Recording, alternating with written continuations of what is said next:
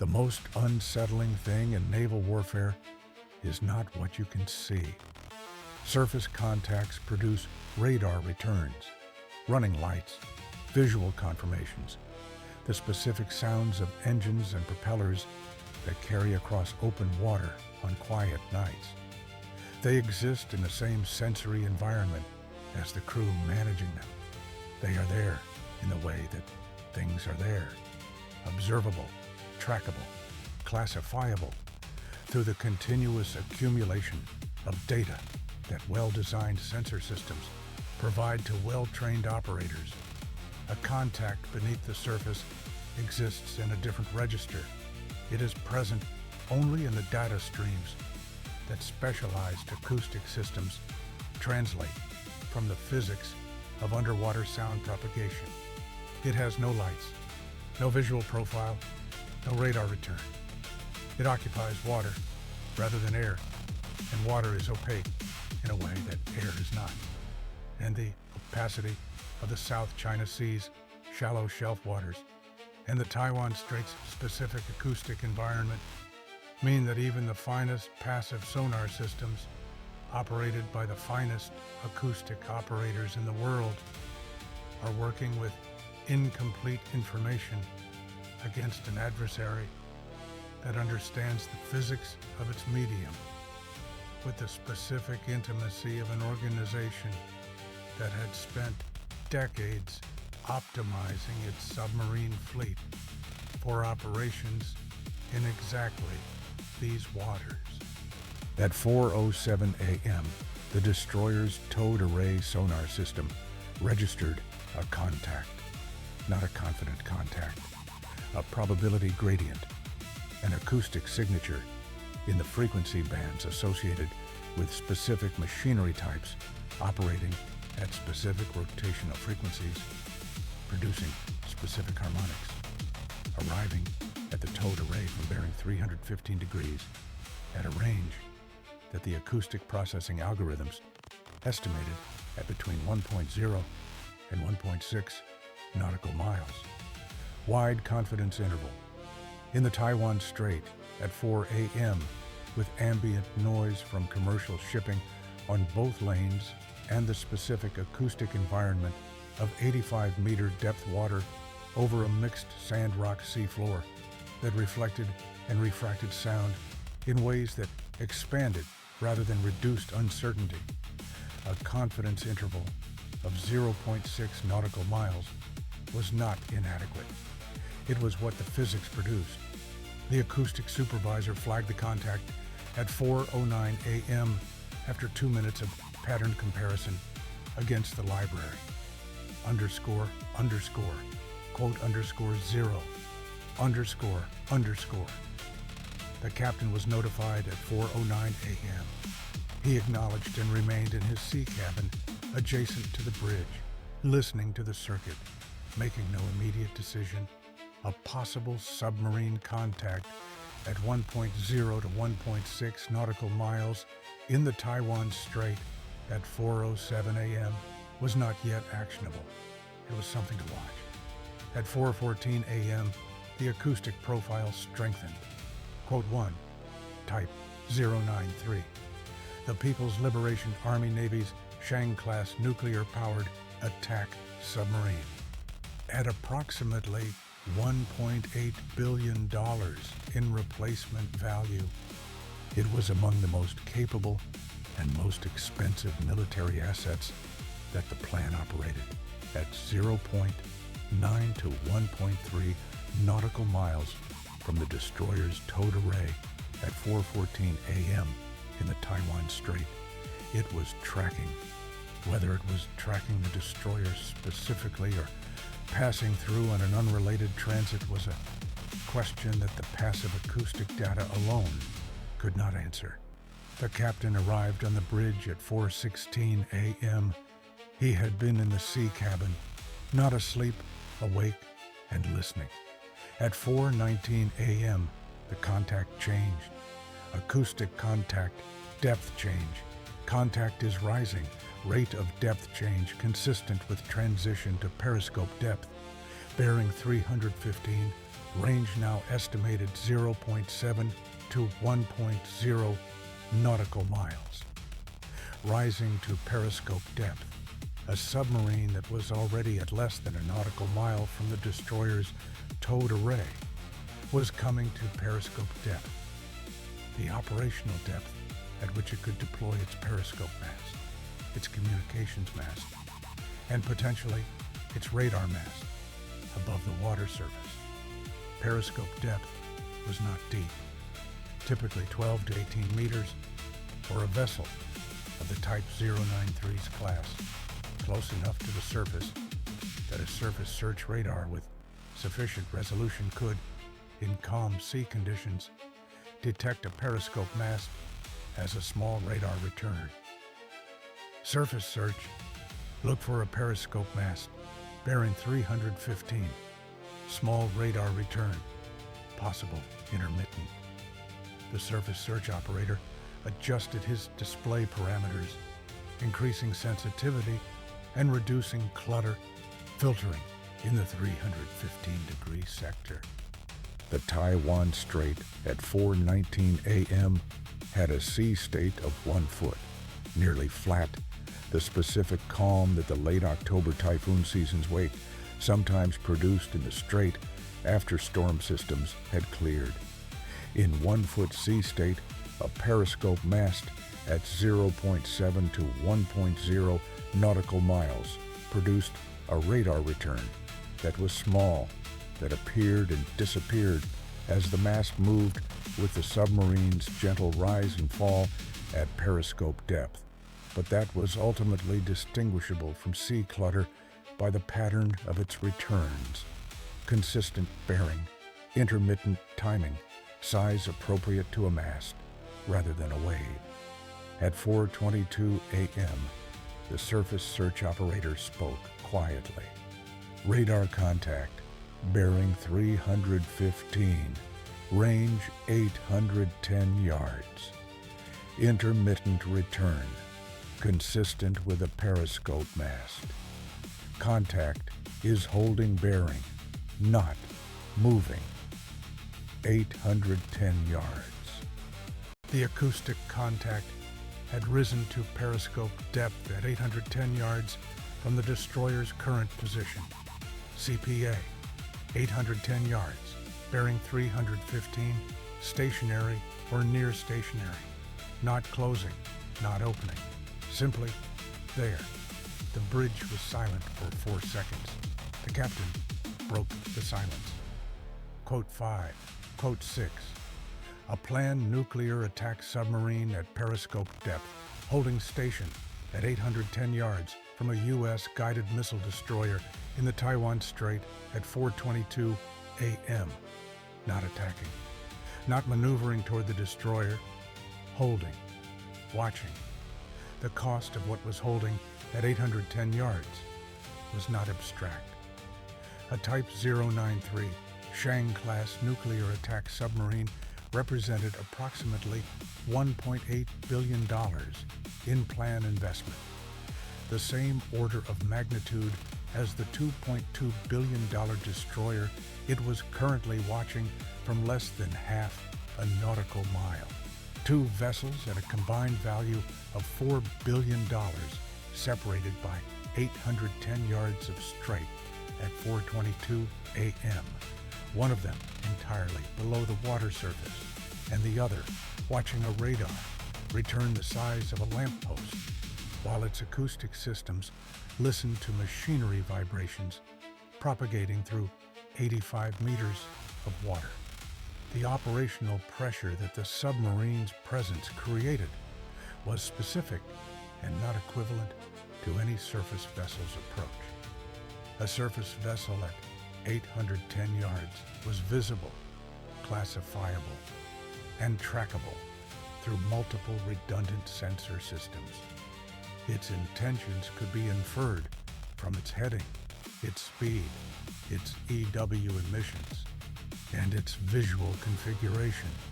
A submarine at 810 yards at periscope depth was classifiable by its acoustic signature and by the return from a mast that was approximately 1 meter in diameter and perhaps 3 meters above the waterline. Its speed was effectively zero. Holding station, its heading was unknown. Its weapons configuration was unknown. Its intent was unknown, with a depth of unknowing that no surface contact produced. The submarine was 810 yards from the destroyer. The destroyer knew the submarine was there. The submarine knew the destroyer knew the submarine was there, because the destroyer's active systems, if deployed, would confirm both parties' awareness simultaneously. The communication was mutual and silent, and the question of what to do about 810 yards of awareness in the Taiwan Strait at 4:22 a.m. was the question the captain was now answering. __quote_7__. The ROE summary for active sonar employment was relevant because active sonar, the AN/SQS-5 3C hull-mounted system that could ping an acoustic pulse toward bearing 315 and produce a definitive range, bearing, and depth solution on the submarine contact, was not a weapon. It was a sensor. But its employment in a contested waterway, directed at an identified planned submarine during a freedom of navigation transit, required authorization that was not presumptive. The authorization chain was specific, and the authorization needed to be obtained before the sonar was used rather than after. The first friction arrived at 4:26 a.m. from the authorization chain itself. 5th Fleet's duty officer in Bahrain received the priority message at 4:23 a.m., 3 minutes after the Periscope mast radar confirmation. The response came at 4:26 a.m. Active sonar employment in the Taiwan Strait required 5th Fleet Commander authorization, which required a 6-minute process. The duty officer was initiating the process. Stand by. 6 minutes. In those 6 minutes, the submarine was holding at 810 yards, not approaching, not departing. The Periscope mast was maintaining its position on the surface search display as a small, intermittent, stationary return at bearing 315. The Seahawk launched at 4:27 a.m. on the captain's order, not waiting for the active sonar authorization, because the Seahawk's passive acoustic sensors, deployed as sonobuoys around the contact's position, required no additional authorization. Sonobuoys were passive. They listened. They did not transmit energy toward the contact. They collected acoustic data from the water around the submarine and relayed it to the helicopter and to the ship's processing systems. The helicopter was airborne in 90 seconds, 4:28 a.m., and banked northwest toward the Periscope contact bearing. At 150 feet altitude, the Seahawk's crew could see the water surface in the pre-dawn gray that was beginning to develop at 4:28 a.m. There was nothing visible at bearing 315 from 150 feet. No surface disturbance. No Periscope mast visible to the naked eye at 810 yards in the pre-dawn light from a moving helicopter. But the Seahawk's own radar at 150 feet altitude, with a look-down geometry on the water surface below the contact, confirmed the Periscope mast return at 4:29 a.m., bearing 318 from the Seahawk's position, consistent with the destroyer's surface search position estimate. The Seahawk deployed the first sonobuoy at 4:31 a.m. A passive acoustic device dropped 200 yards north of the contact's estimated position. Its hydrophones extending downward from the surface float to produce a listening station directly above and slightly north of the submarine's last acoustic position. The second sonobuoy went in 200 yards south at 4:32 a.m. The third, 200 yards west at 4:33 a.m. A triangle of passive acoustic devices, each within 200 yards of a planned submarine at periscope depth, each transmitting its acoustic data to the Seahawk and from the Seahawk to the destroyer's processing systems. The acoustic picture that the sonobuoy triangle produced was qualitatively different from the towed array contact, where the towed array at 0.9 nautical miles had produced a probability gradient with a wide confidence interval. The sonobuoys at 200 yards produced sharp acoustic definition, clear machinery signature, rotational frequency harmonics, precisely matching the Type 093's documented acoustic library profile, depth estimate of 14 meters consistent with periscope depth, position confirmed at bearing 315 from the destroyer, range 790 yards, 790 yards, CPA, 790 yards, confirmed, stationary. The submarine was not moving. CPA, 790 yards, confirmed. The submarine was not moving. It was 790 yards from the destroyer's keel at 14 meters depth, holding position with the specific stillness of a crew that had been briefed for this encounter, that understood the envelope they were operating in, and that was doing exactly what they had come to do. Be here. Be 790 yards from a U.S. warship in the Taiwan Strait. Be present in a way that could not be explained away as coincidental proximity or navigational accident. The captain stood at the center bridge window. Through the window, the pre-dawn gray of the Taiwan Strait showed a surface that was essentially flat, unremarkable, carrying the standard pattern of light chop from the northerly breeze. Nothing visible, nothing that told the eye anything about what was 790 yards away at 14 meters depth. Only the instruments knew. The instruments said the submarine was there, precisely there, not moving. He had been standing at this window for 7 minutes since confirming the contact. He had not spoken except to issue 3 orders. Notify 5th Fleet, get the ROE summary, launch the Seahawk. He was processing, not the uncertainty. The uncertainty had resolved.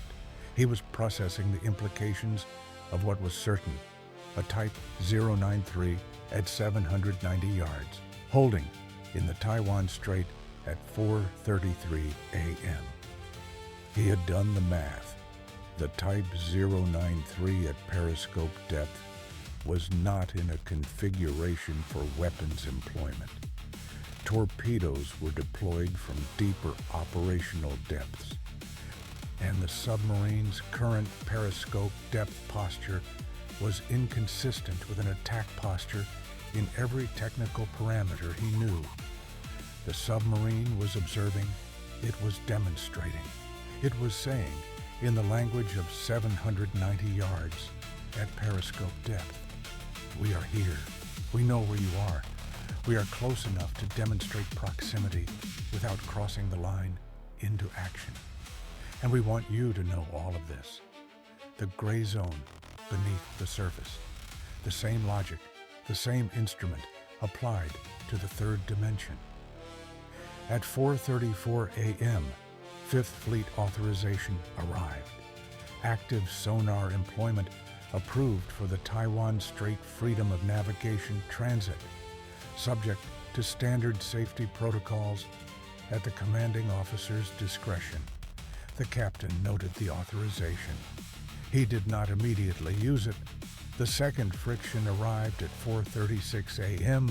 from the radar system.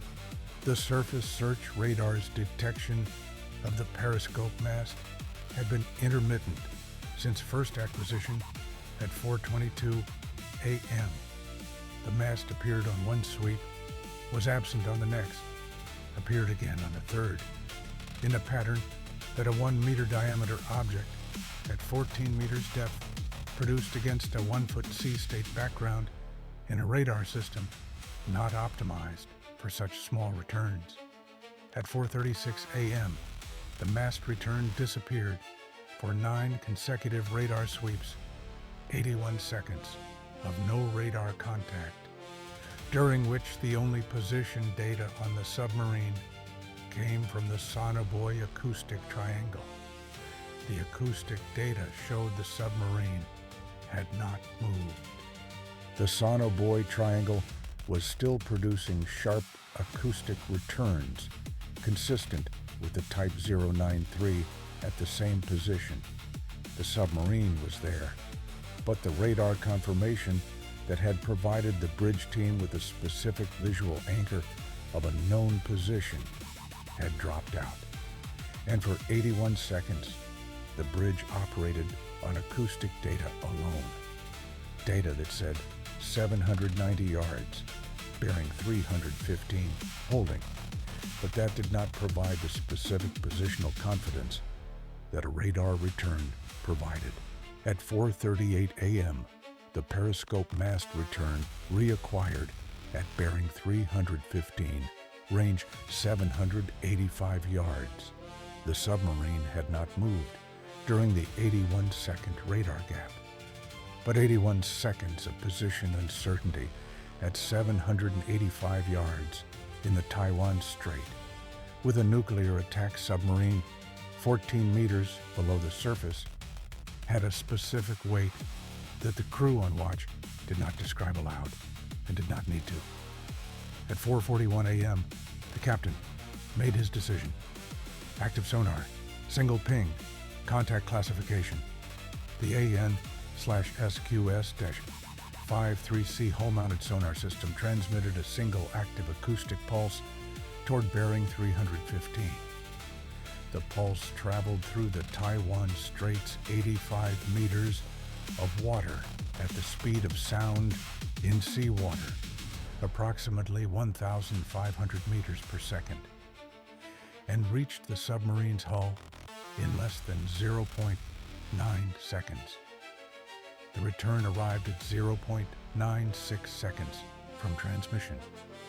A clean, high-confidence return from a submerged metallic hull at bearing 315, range 792 yards, depth 14 meters. CPA confirmed at 792 yards. The Type 093's acoustic cross-section produced a return that the active sonar's matched filter algorithms compared against the library in 4 seconds and classified with 94% confidence. Type 093 Shang-class, planned nuclear attack submarine. Classification confirmed. Not that there had been meaningful doubt since the sonobuoy triangle's acoustic data arrived, but the active ping produced something the passive data had not. A legal and operational record of unambiguous classification. The submarine had been definitively identified through active means. The identification was in the log with a timestamp. Whatever followed, the record of what this contact was and where it was at 4:41 a.m. was complete. The submarine's crew had heard the active ping. They knew what it meant. Not just the acoustic event itself, but its operational significance. An active sonar ping from a U.S. destroyer at 792 yards was the destroyer saying, "We are done watching and listening. We have confirmed what you are. Your presence here is now formally documented through our most authoritative acoustic instrument. You are in our record.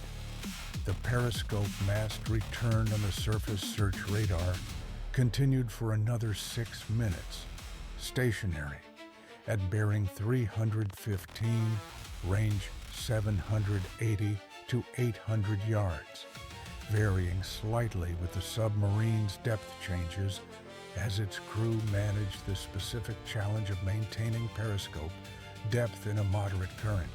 At 4:47 a.m., the acoustic data changed, not dramatically. The frequency signature did not shift. The machinery harmonics did not change. The submarine did not maneuver laterally. What changed was the depth estimate, from 14 meters to 16 meters, then to 19 meters over the following 90 seconds. The submarine was descending, not quickly, not urgently, at the controlled rate of a vessel transitioning from periscope depth to an intermediate depth. The specific depth change that preceded a departure from an area, the acoustic equivalent of picking up your keys before leaving a room, underscore, quote underscore 9, underscore, the periscope mast. Return on the surface. Search radar disappeared at 4:48 a.m. as the mast submerged below the surface. The visual anchor was gone. The sonobuoy acoustic data continued. Type 093, bearing 315, depth 26 meters, still descending. Underscore, quote underscore 10, underscore, moving, not toward the destroyer. Away, northwest, back toward the Taiwan Strait's northern shipping separation zone, toward the deep water north of the Strait's central channel, toward wherever it had come from, before it had risen to periscope depth at 810 yards from a U.S. warship at 4:22 a.m. underscore, quote, underscore, 1, underscore. The Seahawk maintained acoustic contact through the sonobuoy triangle for another 12 minutes as the Type 093 descended and moved northwest. At 4:58 a.m., the submarine had opened its range from the destroyer to approximately 1.8 nautical miles at 45 meters depth, its acoustic signature becoming more difficult to maintain as it moved to the edge of the sonobuoy triangle's effective range. At 4:59 a.m., the captain recalled the Seahawk. Resume standard transit. Secure active sonar. Return to passive. Log the full encounter. Transmitted to Fifth Fleet. The bridge was quiet for the next 4 minutes in the specific way that bridge quiets after an extended period of sustained acoustic attention. The particular silence of a crew whose primary sensory engagement had been with sounds they could not hear directly, whose emotional engagement with the encounter had been with a contact they could not see, and who were now processing the departure of something that had never been visible in the first place. The helmsman, who had been on the wheel from before the towed array, first flagged the contact at 4:07 a.m. through the active sonar ping, at 4:41 a.m. through the submarine's 4:48 a.m. mass submersion and 4:58 a.m. departure, had maintained course through all of it, not by not knowing what was 790 yards away at 14 meters depth. The bridge was small enough that the acoustic supervisor's reports carried to the helm station clearly. He knew. He had known since 4:22 a.m. He had held the course anyway. The course did not change because a Type 093 submarine was 790 yards away any more than it changed for any other reason. The training said it should not change. At 5 a.m., the Taiwan Strait was quiet on every frequency. The 2 lanes of commercial shipping carried their standard traffic. The towed array was listening to machinery harmonics from freighters and tankers. The sonobuoys were being recalled to the Seahawk. The acoustic environment that had produced a Type 093 contact at 4:07 a.m. had returned to the ambient noise of a working international waterway at pre-dawn in late October. The situation report reached Fifth Fleet at 5:14 a.m. Acoustic contact with plan type 093 class submarine, Taiwan Strait, acquired at 4:07 a.m. on towed array. Contact rose to periscope depth at 4:22 a.m., confirmed by surface search radar at bearing 315, range 810 yards. Sonobuoys deployed, triangle established, acoustic classification confirmed. Contact held periscope depth for 25 minutes. Active sonar authorization received and executed at 4:41 a.m. Type 093 confirmed at 792 yards, depth 14 meters. Contact began descent at 4:47 a.m. Periscope mast submerged at 4:48 a.m. Contact withdrew northwest at 4 knots, departing acoustic coverage at 4:59 a.m. No course deviations by the destroyer. No speed changes. Transit continuing. 1 plan type, 093 Shang-class nuclear attack submarine. 37 minutes from towed array first contact to periscope depth radar confirmation. 25 minutes at periscope depth, 790 yards, confirmed closest approach. 1 active sonar ping. Classification, confirmed 94% confidence. 0 course deviations. 0 speed changes. Transit continued. The Taiwan Strait at 4 a.m. is not empty because it appears empty on the surface. It is not known because it can be searched by eye. What is 790 yards away at 14 meters depth is real, whether or not the bridge can see it, and the response to its reality does not require a weapon. It requires instruments that hear what the eye cannot see, and a crew that holds its course regardless of what the instruments are telling them about what is in the water alongside. The submarine surfaced its periscope for 25 minutes. The destroyer held its course for 25 minutes. One of those positions required no effort at all. The other required everything that makes a crew a crew.